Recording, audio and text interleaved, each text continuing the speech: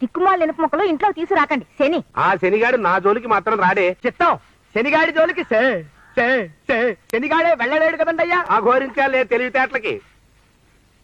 రే గోవిందం, అయ్యా వానాకాలం వర్షాలు కురవట్లేదేమిట్రా? మరే వర్షాలు కురవటం లేదండి అయ్యా. వర్షాలు కురవనందుకు గాను నీ జీతంలో 10 రూపాయలు విరగ్గోసేస్తున్నాను రా. వాన పడకపోతే అది నా తప్పురా వానపాం విధవ. తొండం తెగిపోయిన గున్న ఏనుగు మొహలా మొహం చూడు.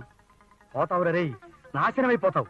మహాశయ, మా నాన్న తను చేసిన అప్పుకు గాను నన్ను మీ దగ్గర పనిలో కుదిర్చి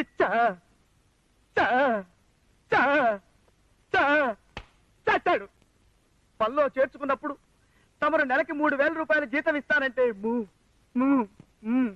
మురిసిపోయాను.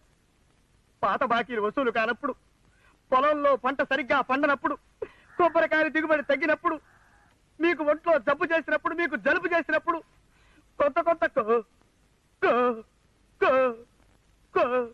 కోసుకుంటూ వచ్చి ప్రస్తుతం నాకు నెలకి 12 రూపాయల పావలా ఇస్తున్నారు. దాంతో ఏం తిన్ను బట్టి ఇది తమకు న్యాయమా మహాశయ?